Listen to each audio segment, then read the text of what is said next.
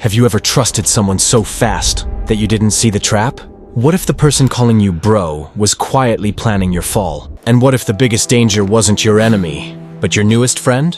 Once upon a time, in a small and crowded American town, there lived a very poor teenage boy named Eli.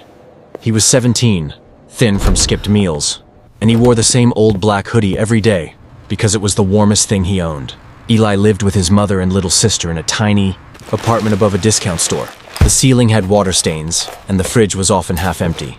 His mother worked long hours cleaning offices at night, coming home with tired eyes and sore hands. Eli tried to help by delivering groceries after school, but the money never stayed long. At school, Eli was quiet and careful. He did not want attention because attention often turned into jokes. Eli had one dream: to get a scholarship so his mother could finally breathe. Eli was smart, but he felt invisible. Most students already had groups and plans, while Eli had work and worry. When classmates talked about new shoes or vacations, he stayed silent and smiled politely.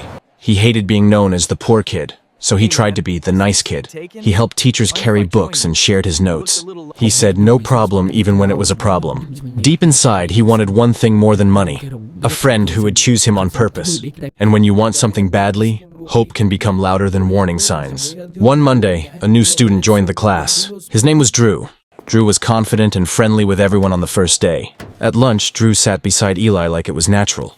"You look chill," he said. Eli felt surprised and happy. Drew asked about his life, his plans, and his dreams. Within a week, Drew acted like they were best friends. He walked with Eli and called him bro. Eli thought his life was finally changing. But fast friendships can feel sweet at first, and dangerous later. If you love emotional English stories like this, subscribe to English Story Academy channel for emotional and powerful B1, B2 English, listening stories with real-life lessons. Soon, Drew started asking for small favors. "Can I copy your homework?" Eli said yes. "Can you lend me $5?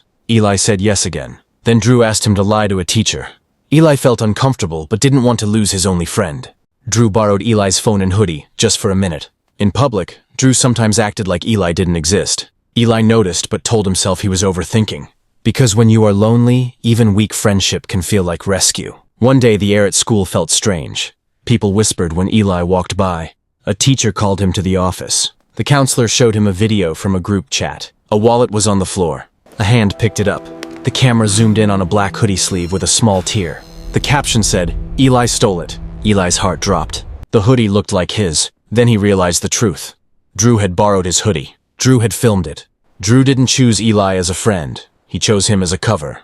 Eli was quiet, poor, and easy to blame. Eli felt hurt, but he stayed calm. He asked the school to check the full security camera. The footage showed Eli in the library at that time. He also showed his delivery app history with a clear timestamp. The truth became clear. Drew had tried to control the story first. The school investigated, and Drew was punished. Eli's name was cleared. Later, a teacher told Eli he handled the situation with maturity and offered to help him apply for a scholarship. Eli learned something powerful. Calm proof is stronger than loud anger. Life did not suddenly become easy. Eli was still poor, and his home was still small.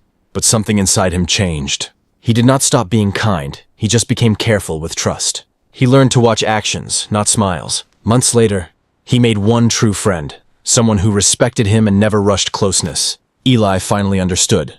Fast friendships can feel exciting, but trust must grow slowly. Because some people don't want your heart. They want your name to hide behind.